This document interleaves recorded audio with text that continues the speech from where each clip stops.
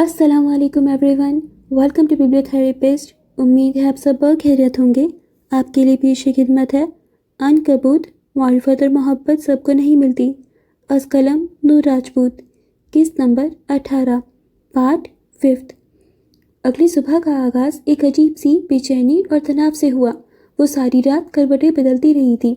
अरसल का चेहरा और फिर वली की 24 घंटे की तवील खामोशी। उसने ना कोई मैसेज किया था, ना कोई कॉल। फजर को खुद पर गुस्सा आ रहा था कि वो उसकी इतनी आदी क्यों हो चुकी थी। उसने जिद में खुद भी उसका हाल पूछना गवारा नहीं किया था, मगर सारी तवक्कुआत उसी से बांधे बैठी रही। जब वो उसे लेने आया तो उसकी आमद भी हस्बे मामूल खामोश और पुरसुकून थी। फजर की गाड़ी में बैठते ही उसने नरमी से सलाम किया। उसका जवाब इतना धीमा था कि शायद उसके अपने कानों ने भी बामुश्किल सुना हो। वो मुंह फेरे खिड़की से बाहर देख रही थी, मगर उसके पीछे हुए जबड़े और पेशानी पर पड़ी हल्की सी शिकन वली की तेज़ निगाहों से छिप न सकी। वो एक लफ्ज़ कहे बगैर समझ गया कि मैडम का मूड शदीद ख़राब था। उसने कोई सवाल नहीं किया और खामोशी से गाड़ी ड्राइव करता रहा। ऑफिस तक का रास्ता एक भारी खामोशी में कटा। गाड़ी पोर्च में रुकी और फजर दरवाज़ा खोलकर सीधा अपने ऑफिस की तरफ बढ़ गई, एक लम्हे को भी रुके बगैर। वली भी खामोशी से उसके पीछे चला आया।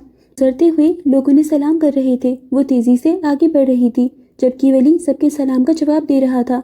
बिल आखिर वो ऑफिस पहुंच गए। सब ठीक है, वो जैसे ही अपने मेज़ के पास पहुंची, वली के पुरसुकून लेकिन गहरी आवाज़ ने उसे रोका। वो उसके तपे हुए चेहरे को बगौर देख रहा था। वो एकदम फट पड़ी। तुम यूँ अचानक बिना बताए छुट्टी कैसे कर सकते हो वली? तुम्हें अंदाज़ा है कल कितना काम था, कितना कुछ बिखरा पड़ा था। दिन भर मैंने तुम्हारा इंतज़ार किया, एक फ़ोन तक नहीं किया। मुझे चीज़ें समझ नहीं आ रही थी। वो अब गुस्से में मेज़ पर पड़ी चीज़ों को खटखट कर रही थी, अपनी सारी झंझलाहट उन बेजान अशिया पर निकाल रही थी। कीमती बैग एक जानिब फेंक दिया। गुस्सा उस पर नहीं, खुद पर आ रहा था। वो अपनी जगह साकित खड़ा रहा। सियाह पैंट पर पूरी शर्ट पहने, सीने पर बाजू बांधे वो बस उसे देखता रहा। उसका ये तपा हुआ गुस्से से सुर्ख रूप भी किस कदर अच्छा लग रहा था। सॉरी, मैं मसरूफ़ था। उसका लहजा अब भी नर्म और पुरसुकून था। बाकी सब तो जैसे यहाँ बहुत फारिग बैठे हैं। उसके लहजे में जहर भरा तंज था। कुछ गुस्सा तो यकीनन अरसल की आमद का था, मगर उसका ज़्यादातर हिस्सा वली के लिए था। आखिर उसने छुट्टी की ही क्यों? उसकी गैर मौजूदगी में अरसल यहाँ आया था और उसका आना फजर को अंदर तक हिला गया था। मैं आइंदा छुट्टी नहीं करूँगा। उसने नर्म आंखों से उसे देखा, जो अब बेदिली से अपनी कुर्सी पर बैठकर लैपटॉप ऑन कर रही थी। खाकस्तरी रंग की सादा सी फ्रॉक में उसके वजूद पर थकन और परेशानी आया थी। बालों की पानी मामूल से कुछ ज़्यादा ढीली थी। बाल रुमाल से निकलने को तैयार थे। वो कुछ न बोली, बस स्क्रीन को घूरती रही। वली उस ऐनक के शीशों के पीछे से भी उसकी खूबसूरत हेज़ल आंखों में छिपी नमी और गुलाबीपन देख सकता था। वो जानता था बात सिर्फ काम की नहीं थी, यकीनन कुछ और हुआ था जो उसे अंदर ही अंदर खा रहा था। वो आगे बढ़ा और कुर्सी खींचकर उसकी मेज़ के सामने बैठ गया। क्या हुआ है? अब उसकी आवाज़ में नरमी की जगह एक संजीदगी और हक जताने वाला अंदाज था। कुछ नहीं हुआ, तुम जाओ और अपना काम करो। वो तल्ख हुई नज़र अब भी स्क्रीन पर थी। उसे नज़रअंदाज कर रही थी। मेरे सारे काम आपसे ही जुड़े हैं फजर। उसने नाम लेकर पुकारा तो फजर ने चौंक कर स्क्रीन से नज़र हटाई। तो बताएं, किसने तंग किया है? तुम क्या कर लोगे? आखिरकार उसने नजरें उठाकर सीधा वली की कतई आंखों में देखा। उसकी हेज़ल आंखों में एक चुभता हुआ सवाल था, एक बेबसी थी जो वो छिपाना चाह रही थी। वली ने एक गहरी सांस ली। उसकी पुरसुकून आंखों में एक लम्हे के लिए एक सर्द सी चमक लहराई। ज़्यादा कुछ नहीं, लेकिन उसकी नींद के साथ साथ ज़िंदगी भी हराम कर दूंगा। उसके लहजे में हर दर्जा संजीदगी और सर्दपन था, जैसे वो कोई कारोबारी मुआहदा नहीं बल्कि एक अटल फैसला सुना रहा हो। उसके अल्फाज में कोई ड्रामाईपन नहीं था, बल्कि एक ठोस हकीकत का तासुर था। फजर के अंदर एक ठंडी तासीर उतर गई। कल से जो आग उसके सीने में लगी थी वो धीरे धीरे बुझने लगी। उसे लगा जैसे किसी ने उसके सर से एक भारी बोझ उतारकर अपने कंधों पर रख लिया हो। वो कई लम्हे खामोशी से बस उसे देखती रही। कुछ नहीं हुआ, सब ठीक है। खुद पर काबू पाते हुए वो बस इतना ही कह पाई। वो जानता था कि वो उससे कुछ छिपा रही थी। वो मुस्कुराया नहीं, बस संजीदगी से उसे देखता रहा। बेगम, आप बस हुक्म करें, दुश्मन कोई भी हो अंजाम तक मैं पहुंचाऊंगा। उसने ठोस लहजे में कहते हुए اپنا ہاتھ بڑھا کر میز پر دھرے اس کے ہاتھ پر جما دیا۔ ہولے سے اس کا ہاتھ تھپکا۔ فجر کے تنے اعصاب ڈھیلے پڑنے لگے۔ اس نے گہری سانس لی اور پھر آہستگی سے اپنا ہاتھ اس کے ہاتھ کے نیچے سے کھینچ لیا۔ آسمان کو چھوتا پارا آہستہ آہستہ نیچے بیٹھ رہا تھا۔ وہ اب کافی حد تک پرسکون تھی۔ زیادہ ہیرو بننے کی ضرورت نہیں ہے۔ لہجے میں خفگی لانے کی کوشش کی مگر ناکام رہی۔ وہ اسے دیکھ کر دھیرے سے ہنس دیا۔ شام کے سائے گہرے ہو رہے تھے۔ دفتر میں دن بھر کی بھاگ دوڑ میں اب تیزی آ چکی تھی۔ لوگ تیزی سے اپنا کام نپٹا رہے تھے مگر مدھم روشنیوں میں ایک عجیب سی پرسکون خاموشی تھی جو دن کے شور و گل کے بعد ہمیشہ بھلی لگتی تھی۔ آج کا دن واقعی اچھا گزرا تھا۔ کل کی بے چینی اور تناؤ کے برعکس آج فجر کے اندر ایک ٹھہراؤ تھا۔ اس کی زندگی کا واحد مرد جو خود کو اس کا ولی کہتا تھا آج سائے کی طرح اس کے آس پاس موجود تھا۔ اس کی موجودگی کا احساس ہی اس کے لیے کسی حفاظتی حصار سے کم نہیں تھا۔ وہ کافی مصروف لگ رہا تھا۔ دن بھر اس نے چیزیں دیکھی تھیں، نئے ڈیزائنز اور آنے والے کپڑے کے اسٹاک کا جائزہ لیا تھا اور ہر کام میں اس کی سنجیدگی اور پیشہ ورانہ مہارت نمایاں تھی۔ فجر نے کئی بار شیشے کی دیوار کے پار سے کنکھیوں سے اسے دیکھا تھا۔ اس کے بالوں اور آنکھوں کے ہم رنگ بھوری کتھئی شرٹ آج اس پر کچھ زیادہ ہی جچ رہی تھی۔ اس کی صاف رنگت کوہنیوں تک فولڈ آستینوں سے نمایاں ہوتے مضبوط ہاتھ اور کام میں ڈوبا ہوا انہماک۔ وہ ہر زاویے سے متاثر کن لگ رہا تھا۔ ایک لمحے کو وہ ڈیزائننگ ٹیبل پر ایک ہاتھ رکھے جھکا اور دوسرے ہاتھ سے ہوا میں کچھ سمجھاتے ہوئے بول رہا تھا۔ اس کے چہرے پر کام کی سنجیدگی تھی۔ رئیس ٹیکسٹائل سے نیا کپڑا آنا تھا اور اسی کے لیے نئے ڈیزائنوں پر کام ہو رہا تھا۔ فجر نے آتے جاتے کئی بار اسے دیکھا تھا۔ مہینہ پورا ہونے کو تھا۔ وہ شخص جو نوٹس پیریڈ پر تھا، جیسے ایک مہینے بعد وہ اپنے راستے سے ہٹانے کا سوچ رہی تھی، اب اسے کیسے نکال پاتی؟ یہ خیال اب اسے مضحکہ لگ رہا تھا۔ وہ اس کی ضرورت بن چکا تھا۔ وہ اس کا سیف ہیون تھا۔ ہاتھ میں کولڈ کافی کا گلاس تھامے وہ راہداری میں آ کھڑی ہوئی اور گلاس وال سے ایک بار پھر اسے جھانک کر دیکھا۔ وہ اب بھی وہیں تھا مگر اب اس کے ارد گرد جونیئر ڈیزائنرز کا ایک حلقہ تھا۔ لڑکیوں کے ساتھ ساتھ لڑکی بھی پوری توجہ سے اس کی بات سن رہے تھے۔ لڑکیاں جانتی تھیں کہ وہ میڈم فجر کا شوہر تھا مگر ان کی آنکھوں میں چھپی ستائش فجر سے ڈھکی چھپی نہ رہ سکی۔ ایک خفیف سا احساس اس کے دل میں ابھرا مگر فوراً ہی دب گیا۔ وہ روانی سے انگلش میں کچھ تکنیکی تفصیلات بیان کر رہا تھا۔ اس کے لہجے میں اعتماد کی گہرائی تھی۔ نہ جانے کب مگر فجر کے لبوں پر ایک دھیمی سی بے اختیار مسکراہٹ ابھر آئی۔ وہ کتنی دیر وہاں کھڑی رہی، اسے خبر ہی نہ ہوئی۔ پھر جیسے خود کو ٹوکتے ہوئے اس نے سر جھٹکا اور واپس اپنے آفس کی جانب بڑھ گئی۔ اندر اپنی دھن میں کام کرتا ولی جو بظاہر سب کو سمجھانے میں مصروف تھا، اس کی ہر حرکت سے باخبر تھا۔ جیسے ہی فجر پلٹی، اس کی نظریں اس کے جاتے ہوئے وجود پر مرکوز ہو گئیں۔ اس کے چہرے پر بھی ایک ہلکی نہ دکھائی دینے والی مسکراہٹ تھی۔ وہ جانتا تھا کہ وہ اسے دیکھ رہی تھی۔ وہ اپنی کافی لیے آفس میں داخل ہوئی۔ میز پر دھرا اس کا فون بج رہا تھا۔ ایک انجان نمبر سے جانے کب سے کال آ رہی تھی۔ اس نے پیشہ ورانہ لا تعلقی سے فون اٹھایا۔ ہیلو، تم نے اچھا نہیں کیا فجر معراج۔ دوسری طرف سے ارسل کی آواز ابھری۔ ایک لمحے میں فجر کی ساری حواس بیدار ہو گئی۔ وہ چونک کر کرسی پر سیدھی ہوئی اور کافی کا گلاس میز پر رکھ دیا۔ مجھے لگتا ہے تم بہت بڑی بن چکی ہو۔ اس کی آواز میں تصحیق تھی۔ لگتا ہے کل کی ذلت تمہارے سر کو چڑھ گئی ہے، فجر نے اسی کے انداز میں جواب دیا۔ لہجے میں کاٹ تھی۔ اور جو ذلت اب تمہارا مقدر بنے گی اس سے تمہیں کون بچائے گا؟ اس کے لہجے میں اب ایک ایسی دھمکی تھی کہ فجر کے ماتھے پر شکنیں ابھریں۔ صاف صاف بکواس کرو، صاف صاف کہتا ہوں، واپس آ جاؤ میرے پاس۔ اس کے مطالبے پر فجر کے چہرے پر ایک زہر کھند مسکراہٹ پھیل گئی۔ اوقات سے اونچے خواب نہیں دیکھنے چاہیے ارسل برہان گردیزی صاحب۔ اوقات تو تم بھول چکی ہو۔ تمہیں لگتا ہے تمہاری یہ سلطنت ہمیشہ قائم رہے گی، اسے کوئی مٹا نہیں سکتا۔ اس کے لہجے میں غرور تھا۔ لیکن میں اسے اتنا مست کر دوں گا کہ تمہیں خود سے نفرت ہو جائے گی۔ تمہیں میں آخری موقع دے رہا ہوں مگر اب دیکھو میں تمہارے ساتھ کیا کرتا ہوں۔ ایک ویڈیو بھیج رہا ہوں، دیکھ لینا۔ فون ایک جھٹکے سے بند ہو گیا۔ فجر کی بھویں سکڑ گئیں۔ کیا بکواس تھی یہ؟ تبھی کمرے کا دروازہ کھلا اور ولی اندر داخل ہوا۔ فجر نے بے دھیانی میں واٹس ایپ پر موصول ہونے والی ویڈیو کو اوپن کیا۔ ولی نے آگے بڑھ کر میز پر رکھی اس کی کافی اٹھائی اور ایک گھونٹ بھرا۔ گرم ہو گئی ہے، وہ مسکراتے ہوئے بولا۔ فجر نے تنگ نظروں سے اسے دیکھا مگر کچھ کہا نہیں۔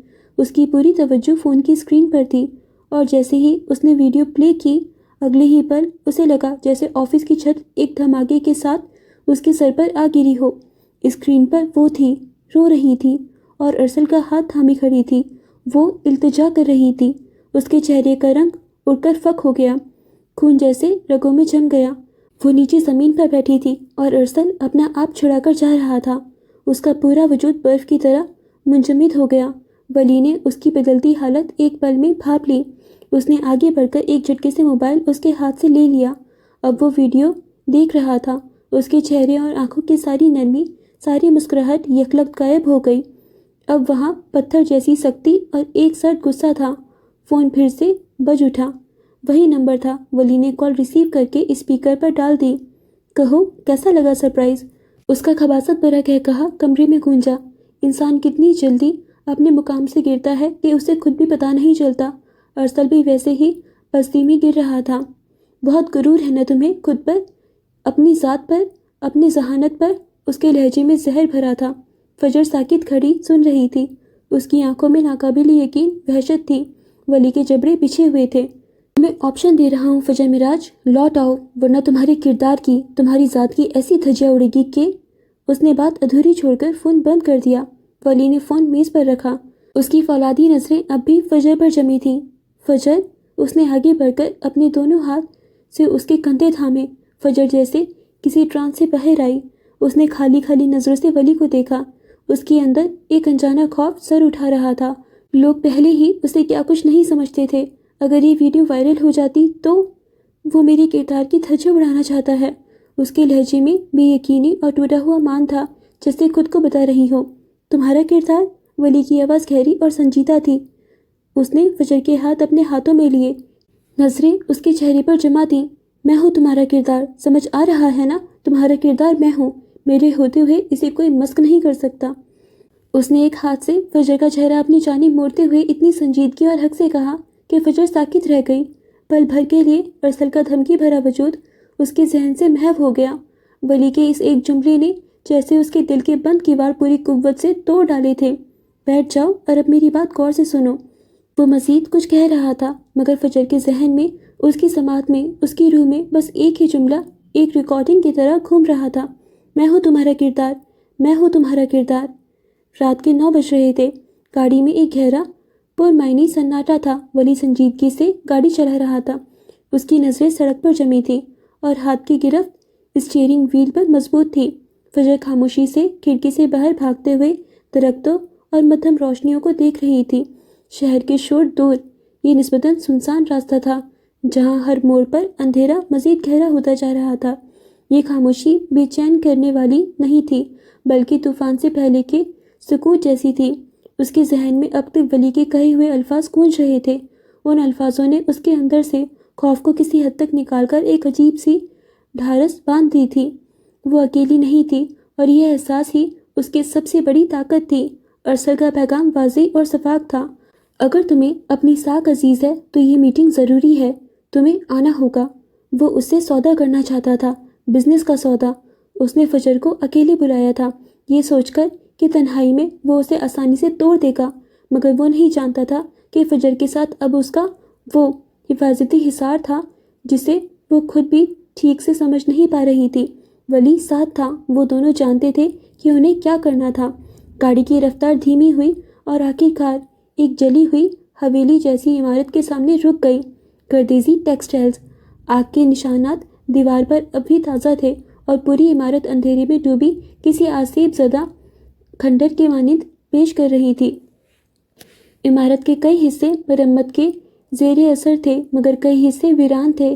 فضا میں جلے ہوئے دھاگوں اور راکھ کی ایک مانوس بو رچی ہوئی تھی۔ صرف ایک جگہ روشن تھی، عمارت کے وسط میں ایک بڑا سا ہال، جس کی کھڑکیوں سے زرد روشنی چھن کر باہر آ رہی تھی، جیسے کوئی اندھیرے کو دعوت مبارزات دے رہا ہو۔ ریلیکس رہنا ہے۔ گاڑی بند کرتے ہوئے اس نے ایک نظر فجر کو دیکھا۔ اس کی آواز میں وہی ٹھہراؤ تھا جس نے پلکیں جھپکی اور کئی لمحے اسے دیکھتی رہی، پھر اس بات میں سر ہلایا۔ اس ایک نظر کے تبادلے میں کئی باتیں ہوئیں، کئی وعدے ہوئے، کئی حوصلے بلند ہوئے۔ تھوڑی دیر بعد وہ دونوں شکست گیٹ سے اندر داخل ہو رہے تھے۔ وہاں موجود چوکیدار نے انہیں روکنے کی زحمت نہیں کی، شاید اسے پہلے ہی ہدایت مل چکی تھی۔ اندر ہر طرف ملبہ اور ٹوٹی ہوئی مشینیں تھیں، ان کے قدموں کی آہٹ اس ویرانے میں عجیب طرح گونج رہی تھی۔ وہ سیدھا اس روشن ہال کی طرف بڑھ رہے تھے۔ وہاں ہال کے عین درمیان میں ارسل بیٹھا تھا۔ اس نے لکڑی کی 2 کرسیاں آمنے سامنے رکھی تھیں، جیسے کسی عدالت کا منتظر ہو۔ وہ خود ایک کرسی پر براجمان تھا اور اس کے چہرے پر ایک فاتحانہ مسکراہٹ تھی۔ انہیں آتے دیکھ کر وہ تن کر سیدھا بیٹھ گیا۔ اس کے ہاتھ میں ایک فائل تھی۔ فجر آگے چل رہی تھی۔ اس کے چہرے پر مکمل سپاٹ تاثرات تھے، جیسے وہ کسی عام بزنس میٹنگ میں آئی ہو۔ ولی اس سے ٹھیک ایک قدم پیچھے تھا۔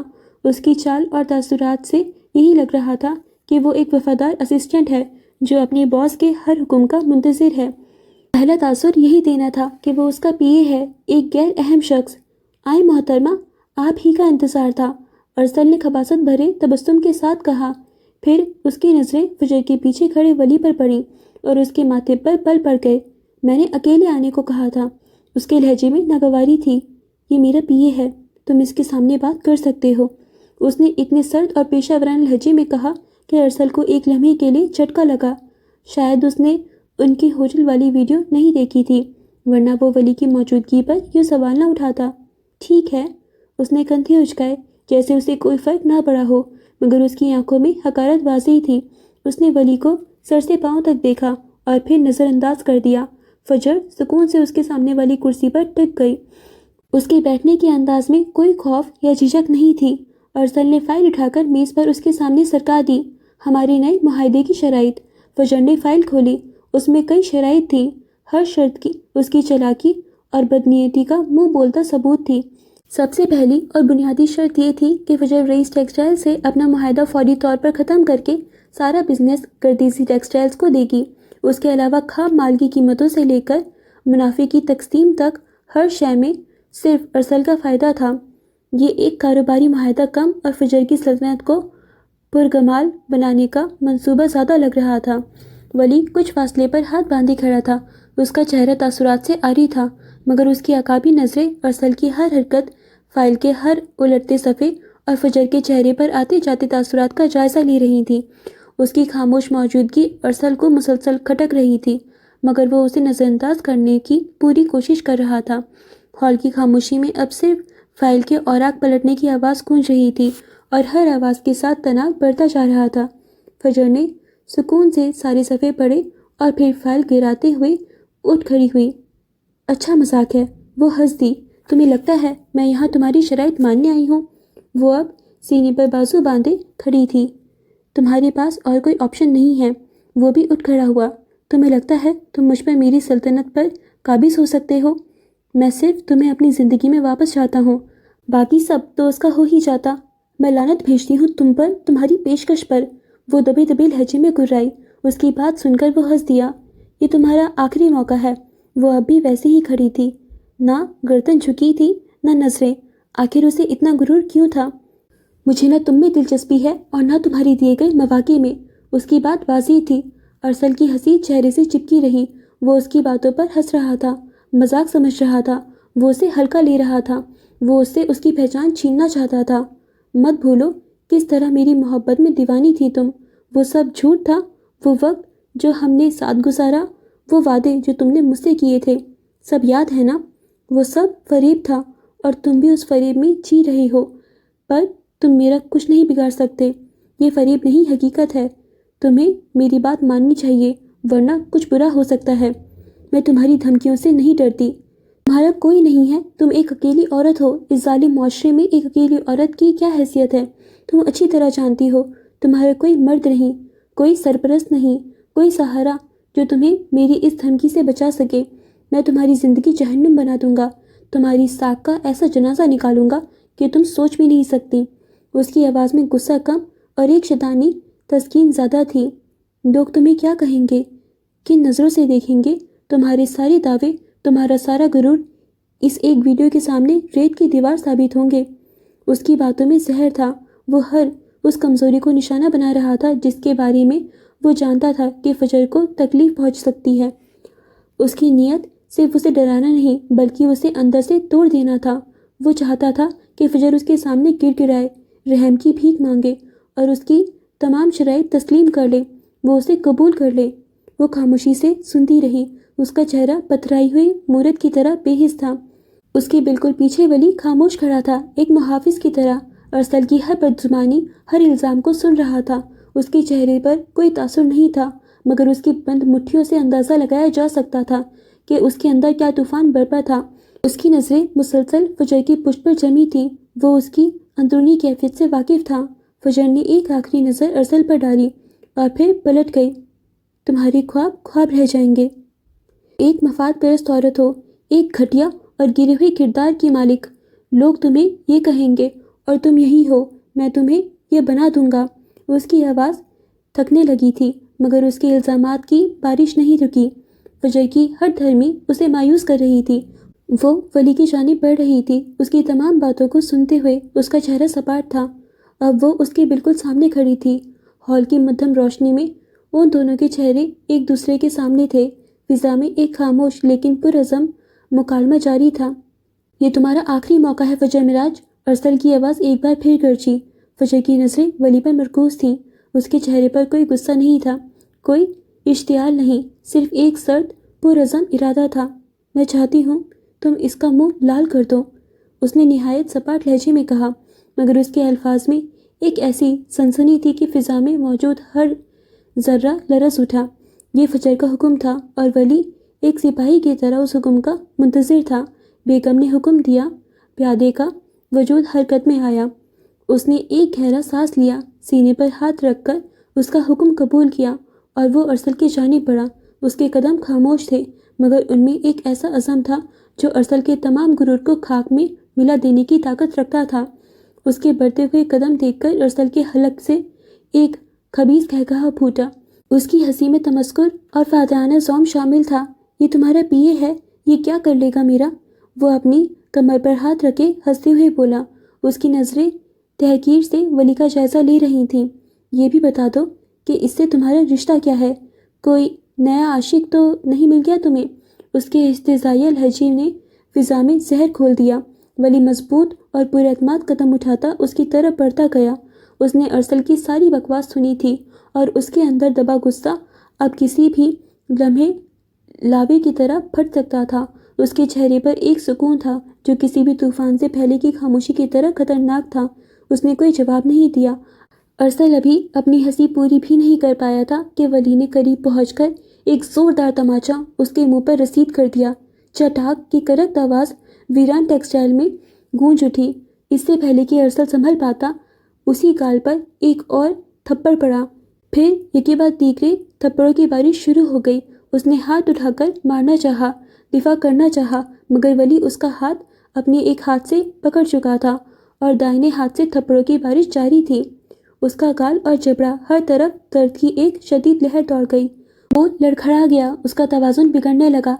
इससे पहले कि वो ज़मीन पर गिरता, वली ने उसका बाजू खींचा और उसे दोबारा सीधा खड़ा किया और फिर एक ज़ोरदार चपेट उसके चेहरे पर पड़ी। उसके हवास मुअत्तल हो गए। पैर दर पे पड़ने वाली इन थप्पड़ों ने उसे सोचने, मज़ाहमत करने, ये चीखने का भी मौका नहीं दिया। उसके चेहरे पर सुर्खी फैल गई और लबों से दर्द की एक दबी हुई करहा निकली। फजर उस जगह पर साकित खड़ी थी जहाँ वली कुछ देर पहले था। उसकी गर्दन अकड़ी हुई थी, जैसे उसने कोई बड़ा फैसला किया हो। सीने पर बाजू बांधे वो जबड़े पीछे उस मंजर को देख रही थी। उसकी हिज़न आँखों में नमी की एक पतली सी तह ज़रूर थी, मगर उसके बावजूद ये मंजर इतना तस्कीन बख्श था कि उसे अपने अंदर सुकून उतरता महसूस हुआ। ये उस जिल्लत का जवाब था जो अरसल ने उसे दी थी। ये उस खौफ का खात्मा था जिसने उसे इतने अरसे तक कैद रखा था। वली ने ना कोई मुक्का मारा और ना ही कोई लात मारी, सिर्फ थप्पड़। वो इतने ज़ोरदार और पैर दर पे थे कि अरसल को संभलने का मौका ही नहीं मिला। ये तजलील थी, ये उसके ज़ौम को खाक में मिलाने का एक खामोश मगर ताकतवर तरीका था। वो जिसे कभी किसी ने हाथ नहीं लगाया, उसे चपेड़े पड़ रही थीं। उस दिन जब वो उसे रेस्तरां में रोते हुए छोड़ गया था और वो कुछ नहीं कर पाया था, आज उसने उस तकलीफ़ का भी बदला लिया था। मेरी डैड कहती हैं, अगर कोई तुम्हारा किरदार मस्त करना चाहे तो उसका मुंह लाल कर दो और इतना करो कि उंगलियां छप जाएं। अरसल के चेहरे पर उसकी उंगलियों के निशान वाज़ेह तौर पर छप चुके थे। उसकी आंखें धुंधला रही थीं और वो बामुश्किल खड़ा रह पा रहा था। वली ने उसे झटके से छोड़ा और उसकी तरफ नफ़रत से देखा। क्या اور کیا کہا تھا تم نے؟ وہ بے سہارا ہے، اس کے پاس کوئی مرد نہیں، اس کا کوئی ولی نہیں ہے۔ دھیان سے دیکھو مجھے کمینے، میں ہوں اس کا ولی، اس کا شوہر۔ ارسل کو لگا جیسے اس کے سر پر جلی ہوئی کردیسی ٹیکسٹائل کی چھت آ گری ہو۔ یہ انکشاف اس کے لیے ایک زلزلے سے کم نہیں تھا۔ جس شادی کو وہ محض ایک ڈرامہ سمجھ رہا تھا، جس فجر کو وہ ہمیشہ بے آسرا تصور کرتا آ رہا تھا، آج اسے اس کے محافظ، اس کے شوہر سے سامنا ہو گیا تھا۔ بیوی ہے وہ میری، ولی کی آواز میں اب غصے کی کرن تھی۔ چٹاک کی ایک اور آواز نے گردیزی ٹیکسٹائل کے ساتھ ساتھ ارسل کے وجود کو بھی ہلا دیا۔ وہ لڑکھڑا کر کرسی سے ٹکرایا اور نیچے گرا۔ اس کا کردار مست کرو گے تم، اس کی دھجیاں اڑاؤ گے، اس کا کردار میں ہوں، ہمت ہے تو مجھ سے نپٹو۔ اب اس کا ہاتھ رک چکا تھا۔ ارسل جو کچھ ہوش میں آنے کے بعد اٹھ کر اس کے جانب بڑھا، اس کی اگلی حرکت پر ٹھہر گیا۔ اس نے اپنے کالر میں اٹکا ہوا ایک باریک سا پین نکالا۔ اس میں یہ پورا منظر ریکارڈ ہو چکا ہے، تمہاری بکواس بھی اور میرا تمہیں سبق سکھانا بھی۔ اب تم اپنی خیر مناؤ۔ اس نے پین کو ارسل کے لرزتے ہوئے ہونٹوں کے بالکل سامنے کیا۔ اب یہ ایک پین تمہارے باپ کی بچی ہوئی ساکھ کو کیسے تباہ کر سکتا ہے تم جانتے ہو، فیصلہ تمہارا ہے۔ ہونٹوں کے کنارے سے بہتا لہو اور اس کی بھیجی ہوئی مٹھیاں، وہ اس پر کافی قابل رحم لگ رہا تھا۔ اس نے ایک زہریلی نظر فجر پر ڈالی، جو ابھی خاموشی سے یہ سب دیکھ رہی تھی۔ اس کی آنکھوں میں انتقام کی آگ بھڑک رہی تھی۔ میں تمہیں دیکھ لوں گا فجر معراج، میں تمہیں کبھی نہیں بخشوں گا۔ وہ جو کچھ اور کرنے کا سوچ رہا تھا، مگر ریکارڈنگ پین دیکھ کر مزید حواس باختہ ہو گیا۔ اپنی اور اپنے باپ کی عزت اسے بہت عزیز تھی، اور یہ منظر وائرل ہوا تو اس کا بچا کھچا وقار بھی خاک میں مل جائے گا۔ وہ انہیں گھورتا ہوا واک آؤٹ کر گیا۔ ولی نے ایک آخری نگاہ اس پر ڈالی اور پھر فجر کی جانب مڑ گیا۔ اس کے چہرے پر اب وہ سختی اور غصہ نہیں تھا جو کچھ دیر پہلے تھا۔ اس کی جگہ ایک نرم اور محافظانہ تاثر نے لے لی تھی۔ وہ خاموشی سے فجر کے پاس آیا اور اس کا ہاتھ اپنے مضبوط ہاتھوں میں لے لیا۔ فجر نے اس کی طرف دیکھا۔ اس کی آنکھوں میں تشکر اور ایک نیا اعتماد جھلک رہا تھا۔ آتے وقت وہ ولی کے آگے ایک قدم چل رہی تھی، اپنے مقصد کی طرف بڑھ رہی تھی، مگر اب جاتے وقت صورتحال بالکل بدل چکے تھے۔ ولی آگے تھا اور فجر خاموشی سے اس کے پیچھے کھینچتی چلی جا رہی تھی۔ اس کے قدم ولی کے نقش قدم پر پڑ رہے تھے۔ وہ دھوپ میں اس کا سایہ بن گیا تھا، وہ اس کی بے بسی میں سہارا بن گیا تھا۔ ویران ہال سے باہر نکلتے ہوئے اس نے ایک گہری سانس لی۔ رات کی خنکی میں بھی اسے ایک تحفظ کا احساس ہو رہا تھا۔ ولی کا ہاتھ اس کے ہاتھ میں مضبوطی سے جکڑا ہوا تھا، جیسے وہ اسے ہر خطرے سے بچانے کا عہد کر رہا ہو۔ تباہ ہال ٹیکسٹائل مل ان کے پیچھے رہ گئی تھی، اس رات کی تخلیقیوں اور ارسل کی ذلت کی گواہ۔ اس کی زندگی میں ایک نیا باب شروع ہو چکا تھا، ایک ایسا باب جس میں وہ اکیلی نہیں تھی، جس میں ایک ایسا شخص اس کے ساتھ کھڑا تھا جو نہ صرف اس کا شوہر تھا بلکہ اس کا ولی بھی تھا۔ وہ اس کے اندھیروں میں روشنی بن گیا تھا، وہ اس کی تنہائیوں میں ساتھی بن گیا تھا۔ گاڑی کی طرف چلتے ہوئے وہ دونوں بڑبڑا رہے تھے۔ فجر نے ایک بار ولی کی طرف دیکھا۔ اس کی نظریں سوالیہ تھیں، لیکن ان میں ایک گہرا اطمینان بھی تھا۔ ولی نے اس کی نظروں کا جواب ایک دھیمی مسکراہٹ سے دیا، جس میں یقین اور محبت کا اظہار تھا۔ وہ طوفان میں ایک مضبوط سہارا بن گیا تھا، وہ اس کے ٹوٹے وجود کو جوڑنے والا بن گیا تھا۔ گاڑی میں بیٹھ کر فجر نے اپنا سر سیٹ سے ٹکا دیا۔ آج جو کچھ ہوا تھا اس نے اسے تھکا دیا تھا، لیکن اس تھکن میں ایک عجیب سکون تھا۔ اسے معلوم تھا اب وہ محفوظ ہاتھوں میں تھی۔ وہ اس کی مایوسی میں امید کی کرن بن گیا تھا، وہ اس کے ڈر میں ایک بے خوف محافظ بن گیا تھا۔ رات کے سناٹا ان کی گاڑی کی انجن کی آواز سے ٹوٹ رہا تھا۔ وہ شہر کی روشن سڑک کی طرف روانہ ہو گئے، اس یقین کے ساتھ کہ اب کوئی بھی ان کے راستے میں نہیں آ سکتا تھا۔ آج مجھے احساس ہوا ہے سروائیو کرنے کے لیے کچھ افریتیوں کا ہونا کس قدر ضروری ہے، وہ ڈرائیو کرتے ہوئے بولا تو فجر نے سوالیہ نظروں سے اسے دیکھا۔ تمہاری زہریلی ذہانت اور میرے ہاتھوں کی تباہی۔ وہ مسکرا دیا۔ ہاں، کبھی کبھی اپنے افریتیوں کو استعمال کرنا بہت ضروری ہوتا ہے، یہی افریت ہمیں سروائیو کرنے میں مدد کرتے ہیں۔ وہ بس اسے دیکھ کر رہ گئی جو تیز رفتار سے گاڑی آگے بڑھا رہا تھا۔ وہ اس کے اندھیروں میں روشنی کا مینار بن گیا تھا، اور اسے یہ مینار قبول تھا، اسے قبول کرنا بھی چاہیے۔ لانچ کی وسیع و عریض فضا پر ایک مہیب ناک سانس لیتا ہوا سناٹا مستلط تھا۔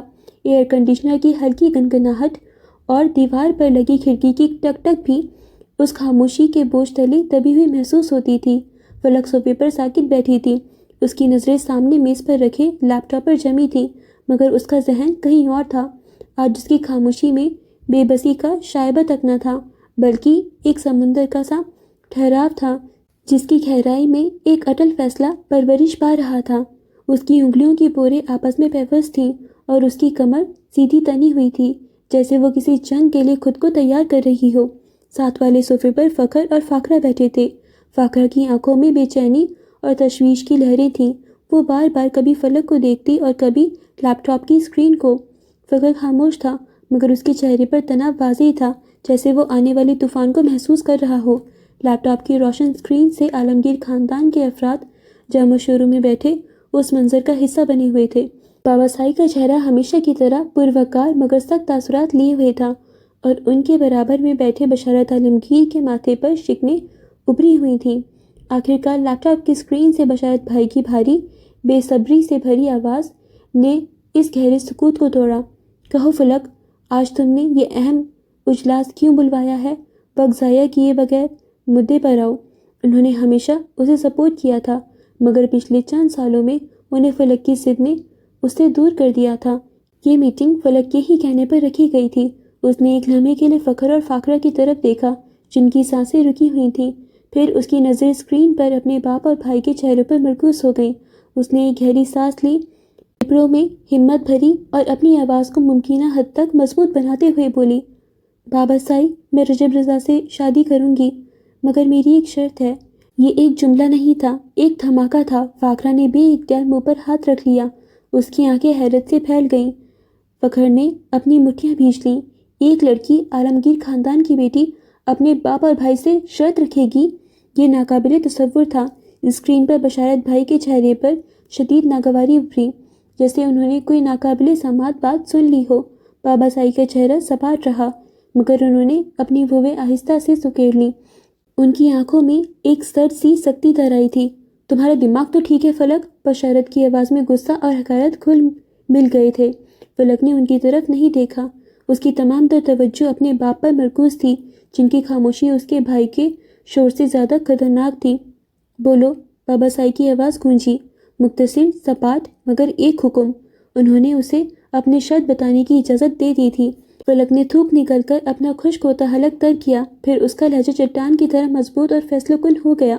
میں اس شادی کے لیے تبھی ہاں کروں گی جب آپ ترنم پھپھو کو پورے مان اور عزت کے ساتھ اس خاندان میں واپس لائیں گے۔ یہ نام ترنم عالمگیر جیسی کسی نے بھرے مجمع میں ایک بھولا بسرا ممنوعہ راز پکار دیا ہو۔ ایک لمحے کے لیے لگا جیسے وقت تھم گیا ہو۔ تم جانتی بھی ہو کہ تم کیا کہہ رہی ہو؟ آخر کار بابا سائی کی کرخت دھاڑتی ہوئی آواز گونجی۔ میں پورے ہوش و حواس میں ہوں بابا سائی، میں جانتی ہوں کہ میں کیا کہہ رہی ہوں۔ فلک کی آواز میں اب کوئی لرزش نہیں تھی۔ فخر، اسے آج ہی واپس جام و شورو لے آؤ، اس کا دماغ خراب ہو گیا ہے، یہ وہاں مزید ایک دن نہیں رہے گی۔ بشارت بھائی اسکرین سے چیخے، یہ تم کیسے بہکی بہکی باتیں کر رہی ہو فلک؟ فخر نے دانت بھینچتے ہوئے کہا، کہاں ملی پھپھو تمہیں؟ فلک نے ایک گہری سانس لی اور اس کی آواز میں اب برسوں کا دبا ہوا درد شامل ہو گیا۔ ترنم پھپھو زندہ ہیں، میں ان سے مل چکی ہوں۔ اس کی نظریں سیدھی اسکرین پر اپنے باپ کی آنکھوں میں گڑ گئیں۔ میں نے ان کی تکلیف دیکھی ہے، بالکل ویسی ہی جیسے میں نے دادی اماں کی آنکھوں میں مرتے دم تک دیکھی تھی۔ آپ کو یاد ہے نا بابا سائی؟ اماں اپنی بیٹی کی ایک جھلک کے لیے ترس ترس کر مر گئیں۔ ان کی روح اپنی بیٹی کو پکارتے ہوئے پرواز کر گئی۔ میں نے ان کا تڑپنا دیکھا ہے، اور اب میں نے اس بیٹی کی اذیت بھی دیکھی ہے جسے آپ سب نے اپنی چھوٹی انا کی بھیٹ چڑھا دیا تھا۔ اس کا لہجہ بلند ہوا، آنکھوں میں آنسو نہیں تھے، مگر آواز میں ایک سیلاب تھا۔ یہ صرف میری شرط نہیں ہے، یہ دادی اماں کی آخری خواہش ہے۔ میں ان کی وہ خواہش پوری کرنا چاہتی ہوں جو آپ پوری نہ کر سکے۔ انہیں خاندان میں واپس لانا ہوگا، عالمگیر خاندان کی بیٹی ہونے کا وہ مان واپس دینا ہوگا جو آپ نے چھین لیا تھا۔ میں تمہیں جان سے مار دوں گا فلک۔ بشارت کا چیخنا اب جنون کی حد کو چھو رہا تھا۔ جسے آگ کر دیا تھا اسے واپس کیسے لایا جا سکتا تھا؟ پورا قبیلہ تھو تھو کرے گا۔ فلک کے لبوں پر ایک تلخ مسکراہٹ ابھری۔ مجھے منظور ہے، آپ لوگوں کے پاس اب دو ہی راستے ہیں، یا تو مجھے جان سے مار دیں یا انہیں واپس لے آئیں۔ وہ اپنا فیصلہ سنا کر سکون سے اٹھ کھڑی ہوئی، پھر تیزی سے لان سے گزری اور سیڑھیوں کی طرف بڑھ گئی۔ پیچھے لیپ ٹاپ سے بشارت بھائی کی چیخیں گونج رہی تھیں۔ فخر انہیں ٹھنڈا کرنے کی ناکام کوششیں کر رہا تھا اور بابا سائی وہ بدستور ایک بت کی طرح خاموش تھے، مگر ان کی خاموشی طوفان کا پیش خیمہ تھی۔ فلک کے قدموں کی چاپ جب سیڑھیوں پر گم ہو گئی تو بشارت کی غصے سے بھری آواز لانچ میں گونجی۔ اسے شہر بھیجنا ہی نہیں چاہیے تھا، غلطی ہو گئی جو میں نے بچی سمجھ کر اس کی یہ ضد پوری کی۔ عورتوں کو اس قدر آزادی دینی ہی نہیں چاہیے، انہیں چار دیواری میں قید رکھنا چاہیے۔ پھپھو نے یہی کیا تھا اور آج یہ بھی یہی کر رہی ہے۔ ماضی کو حال سے جوڑا جا رہا تھا، وہ بھی تو یہی چاہتی تھی۔ جو بھیانک ماضی گزر چکا تھا اسے بھلا کر نئے مستقبل کا آغاز کیا جاتا، مگر کیا وہ مرد اتنی جلدی مان جاتے؟ یہ سوال کافی مشکل تھا۔ گردیسی ٹیکسٹائلز کا ہیڈ آفس کسی فاتح سلطنت کے قلعے کی طرح شہر کے کاروباری مرکز میں سر اٹھا کر کھڑا تھا، مگر اس وقت اس قلعے کے سب سے اونچے برج یعنی ارسل گردیسی کے دفتر کا منظر کسی میدان جنگ جیسا تھا۔ ایک مہنگے امپورٹڈ شیشے کی چھوٹی میز پر دراریں تھیں، کرسٹل کا ایش ٹرے فرش پر بکھرا پڑا تھا اور لیپ ٹاپ کی اسکرین پر ایک بڑا سا سوراخ تھا جہاں یقیناً ایک غضبناک مکہ رسید کیا گیا تھا۔ بکھرے ہوئے کاغذات اور ٹوٹی ہوئی چیزیں اس کے اندرونی طوفان اور اس کی بکھری ہوئی انا کی داستان سنا رہے تھے۔ اس تباہی کے عین وسط میں اپنی وسیع چمڑے کی کرسی پر وہ خود کسی شکست خوردہ بادشاہ کی طرح ڈھسا ہوا بیٹھا تھا۔ اس کا خوبصورت مغرور چہرہ اس وقت سوجا ہوا اور مست شدہ لگ رہا تھا۔ ہونٹوں کا بایاں کونا پھٹا ہوا تھا اور گال پر انگلیوں کے سرخ نشانات اتنے واضح تھے جیسے کسی نے گرم ہاتھ سے دائمی مہر ثبت کر دی ہو، مگر جسمانی تکلیف سے کہیں زیادہ اس کی آنکھوں میں ایک ایسی ذلت تھی جو روح کو چھلنی کر دیتی تھی۔ اسے مارا نہیں گیا تھا، اس کی تذلیل کی گئی تھی۔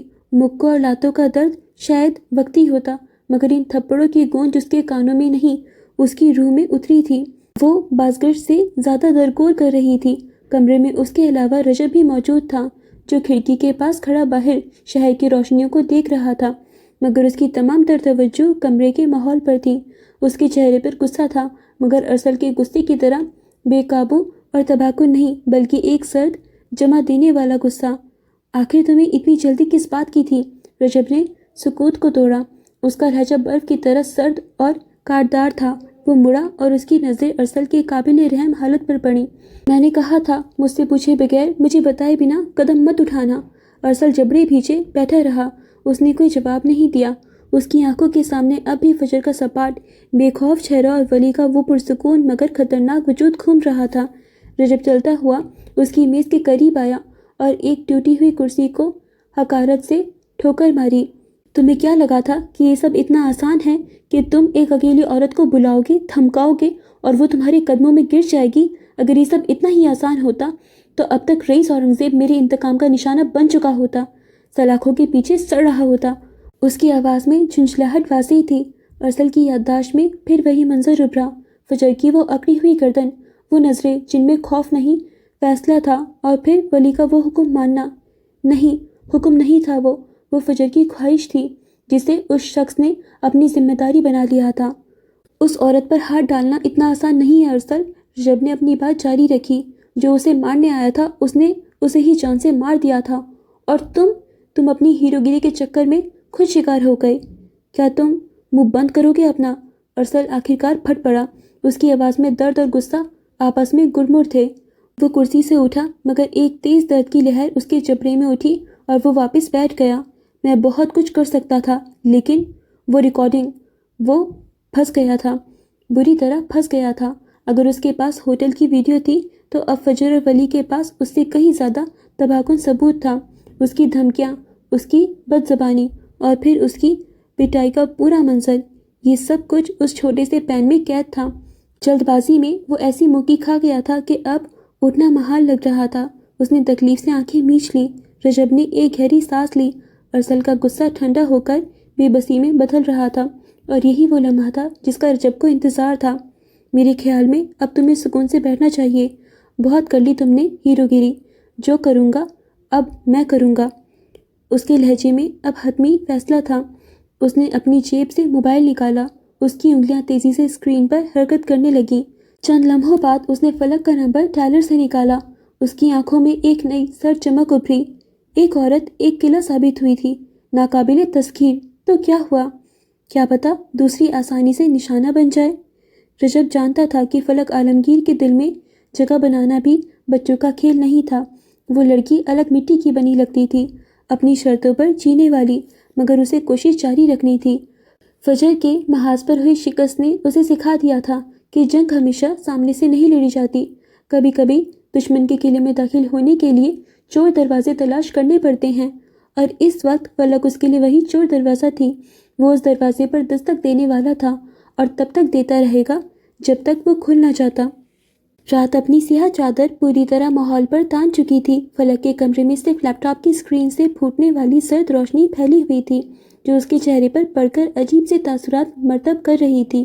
وہ بظاہر اپنی تحریر کے چند کرداروں میں الجھی ہوئی تھی، الفاظ ترتیب دے رہی تھی، مگر اس کا ذہن کوسوں دور دوپہر کی اس میٹنگ میں اٹکا ہوا تھا۔ خود پر پہنی ہوئی بہادری کا کھول اب دھیرے دھیرے چٹک رہا تھا اور اندر چھپی خوفزدہ لڑکی باہر جھانک رہی تھی۔ اگر عباس آئی اور شاید بھیا نہ مانے تو؟ اگر انہوں نے زبردستی اس کی شادی رجب سے کر دی؟ اگر وہ پھپھو کو بھی واپس نہ لائی تو؟ سوالات کا ایک بھنور تھا جو اسے اپنی گرفت میں لے رہا تھا۔ وہ اتنی بہادر نہیں تھی، کبھی بھی نہیں تھی، بس آج باپ بھائیوں کے سامنے بننے کی کوشش کی تھی، مگر اب اسے اپنے اس قدم کے ممکنہ نتائج خوفزدہ کر رہے تھے۔ رجب اسے کچھ خاص پسند نہیں تھا۔ وہ ایک عام مرد تھا، اس کی دنیا انہا کاروبار اور خاندانی روایات کے گرد گھومتی تھی۔ وہ جانتی تھی کہ اس کے ساتھ گزارا ہو سکتا تھا، مگر کیا ایک مصنفہ جو کہانیوں اور کرداروں کی گہرائی میں جیتی ہو محض گزاری کے لیے پیدا ہوئی ہے؟ اس نے خود سے سودا کیا تھا، جب اپنی زندگی کی قید قبول کرنی ہی تھی تو کیوں نہ اس کی قیمت پر ترنم عالمگیر کی آزادی خریدی جائے۔ اسی لمحے اس کے کمرے کے دروازے پر ایک محتاط سی دستک ہوئی۔ اس نے چونک کر انہیں دیکھا، جانتی تھی کون ہو سکتا تھا۔ دروازہ کھلا اور فخر اندر داخل ہوا۔ دوپہر والے غصے کا اس کے چہرے پر شائبہ تک نہ تھا، اس کی جگہ گہری فکر اور تفکر کے تاثرات تھے۔ وہ خاموشی سے چلتا ہوا آیا اور اس کے بیڈ کی پائٹی پر بیٹھ گیا۔ فلک نے تب بھی نظریں اٹھا کر اسے نہیں دیکھا، اپنی انگلیوں کو کی بورڈ پر ساکت کر لیا۔ یہ تم نے کیا کیا فلک؟ اس کی آواز میں ڈانٹ نہیں بلکہ گہرا سوال تھا۔ فلک کے لبوں پر ایک تلخ سی مسکراہٹ ابھری۔ اس نے نظریں اسکرین سے ہٹائے بغیر جواب دیا، جو قید مجھے ملنے والی ہے اس کا فائدہ اٹھانے کی کوشش کر رہی ہوں۔ اس کے لہجے میں چھپی اذیت فخر نے محسوس کر لی تھی۔ رجب اتنا برا نہیں ہے، فخر نے دھیمے سے کہا، جیسے اسے تسلی دے رہا ہو۔ جانتی ہوں۔ فلک نے ایک ٹھنڈی سانس بھری، مگر وہ عام مردوں جیسا ہے، اس میں کچھ بھی ایسا خاص نہیں ہے جس کے ساتھ ایک مصنفہ خوشی خوشی اپنی پوری زندگی گزار دے۔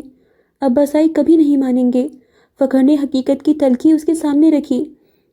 میں کوشش تو کر ہی سکتی ہوں نا؟ اس کی آواز میں اب ایک ہلکی سی لرزش تھی۔ فخر نے گہری سانس لی۔ اگر قبیلے کو پتہ چلا تو سب خفا ہو جائیں گے، ہماری عزت پر انگلیاں اٹھیں گی، لوگ کہیں گے وجاہت عالمگیر اپنی وہ بہن واپس لے آئے جو آگ کر دی گئی تھی۔ اس کی اس بات پر فلک کے لبوں پر وہی درد بھری مسکراہٹ لوٹ آئی۔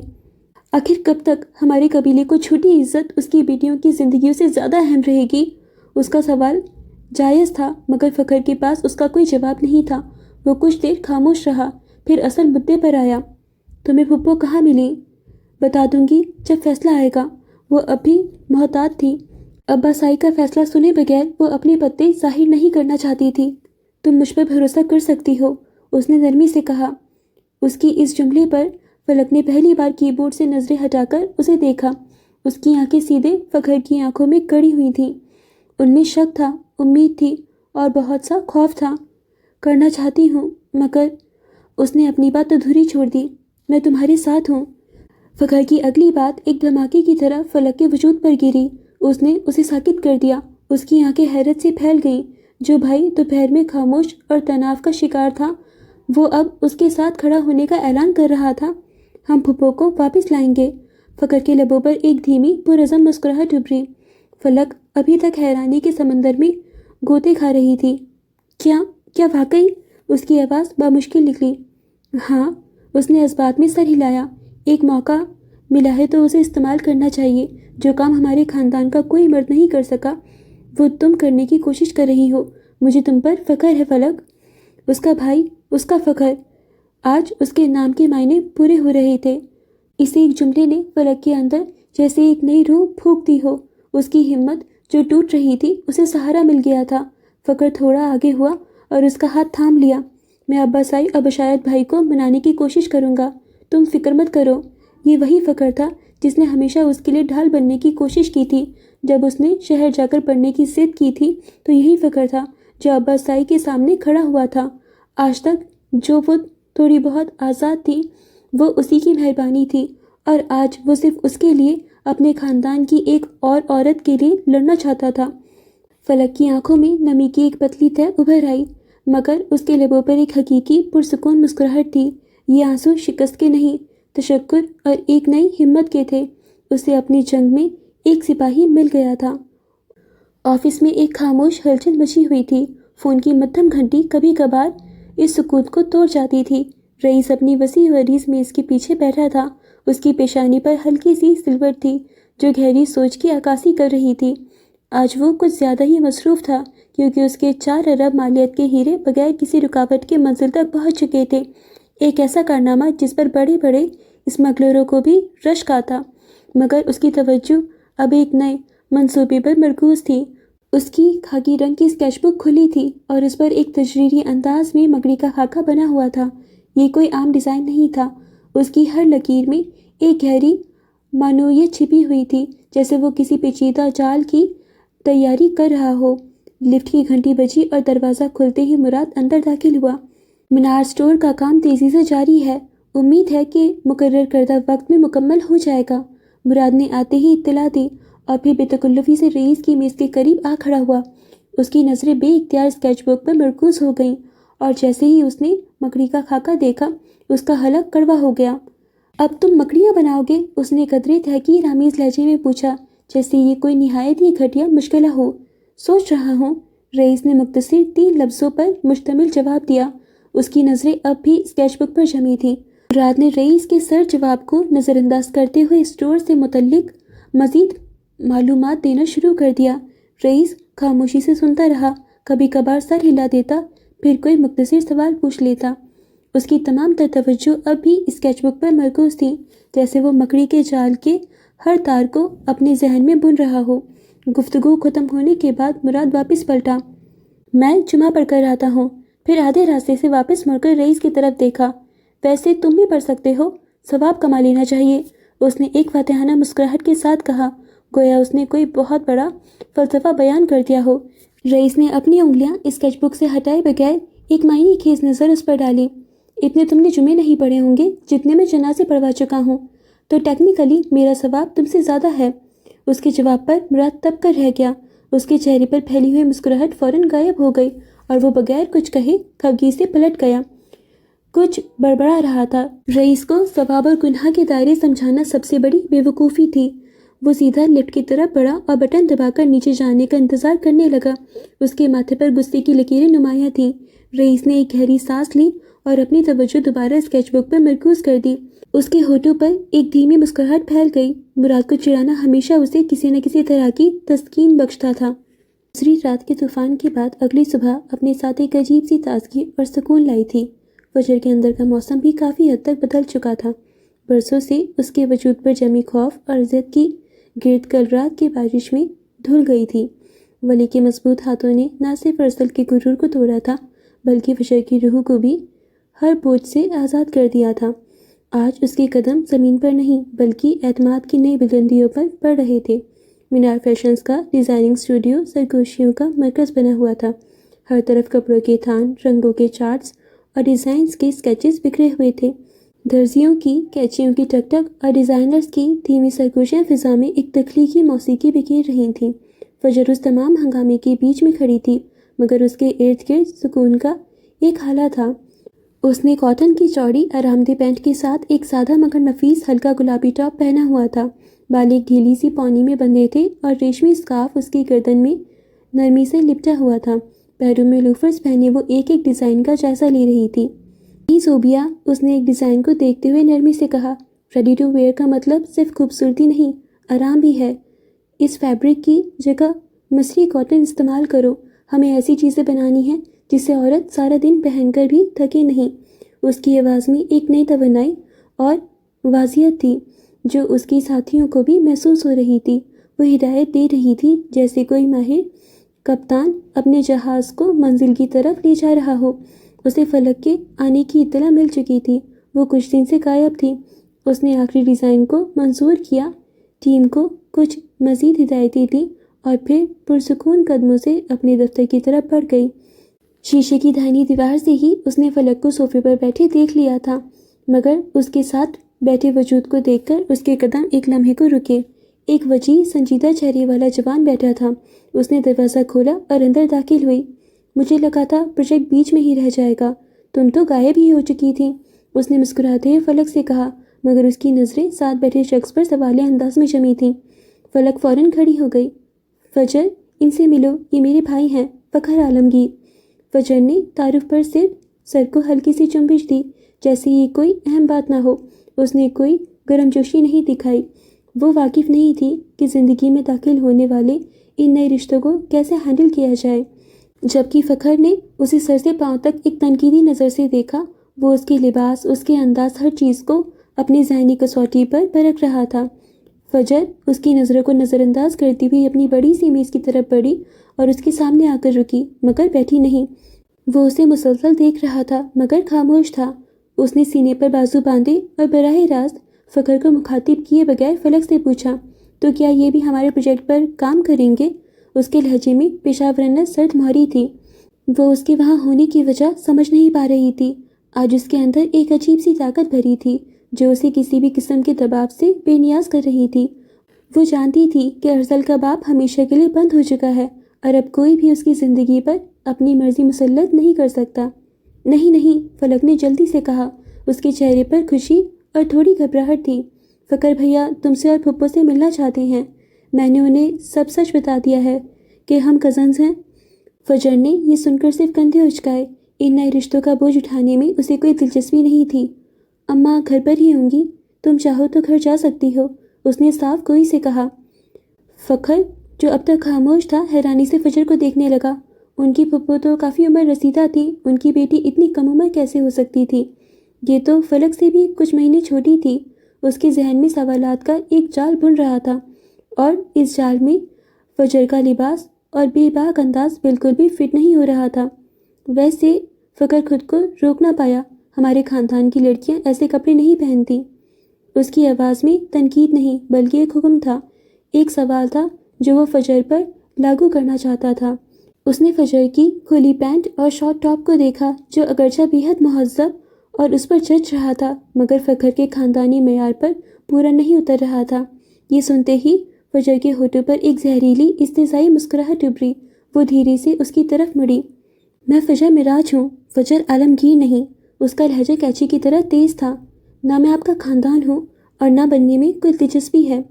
آپ کے خاندان کی جس عورت سے میرا تعلق ہے اسے تو آپ لوگوں نے کاٹ کر پھینک دیا تھا، تو خاندان کی یہ کھوکھلے سبق مجھے مت پڑھائیں۔ فخر اس کی کاٹدار زبان پر ساکت رہ گیا۔ اس نے ایسی بے باکی کی توقع نہیں کی تھی۔ فلک کے چہرے کا رنگ اڑ گیا، اس پر خفت طاری ہو گئی۔ وہ فخر کو بتانا ہی بھول گئی تھی کہ فجر کوئی عام دب کر رہنے والی لڑکی نہیں بلکہ اپنے نام کی طرح ایک آفت تھی۔ فیشن اس کی زبان تھا اور بغاوت اس کا فن۔ فخر نے جبڑے بھینچ لیے۔ تم مجھے یہاں کیوں لائی ہو؟ اس نے فلک کے کان میں غصے سے سرگوشی کی۔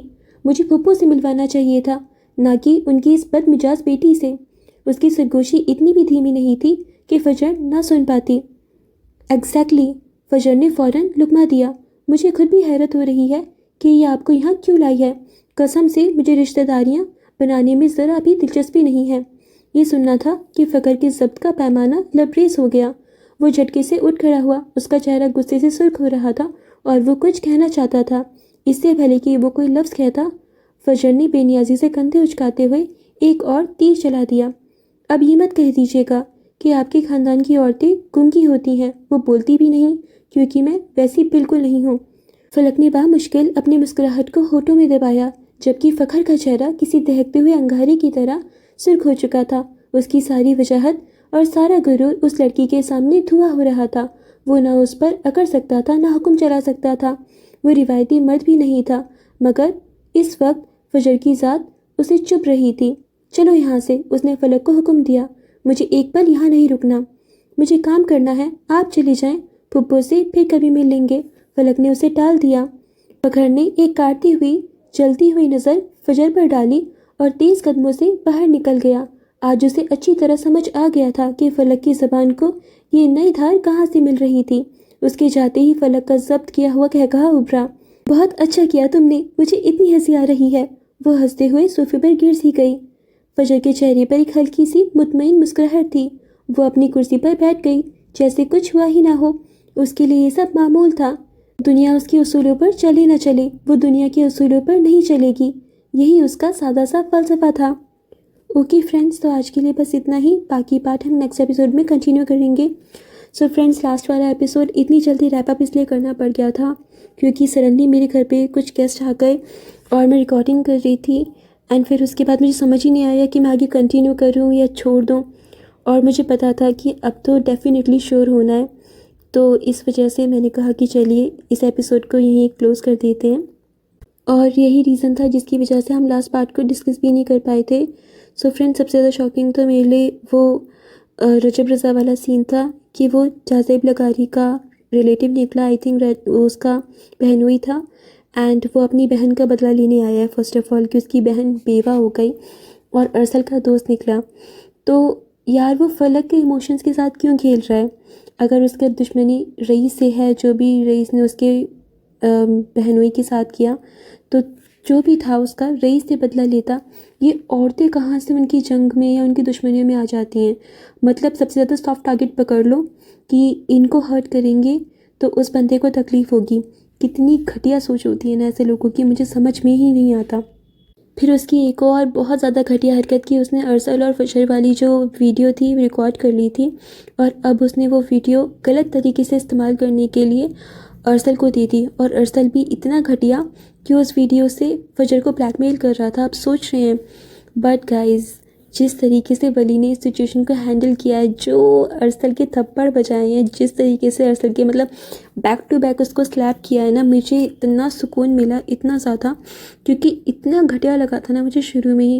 ارسل مطلب فجر ایک دم ینگ لڑکی تھی اور اس ٹائم شروع میں تو ٹھیک لگ رہا تھا، مگر جس طریقے سے اس نے اپنے باپ کے کہنے پہ اپنی محبت کو چھوڑ دیا، اس کے ساتھ اسٹینڈ نہیں لیا، اس کو دھکے مار کے جسے نکلوایا گیا تھا، تو یہ جو ساری نشانیاں ہوتی ہیں بزدل اور گھٹیا مردوں کی ہوتی ہے۔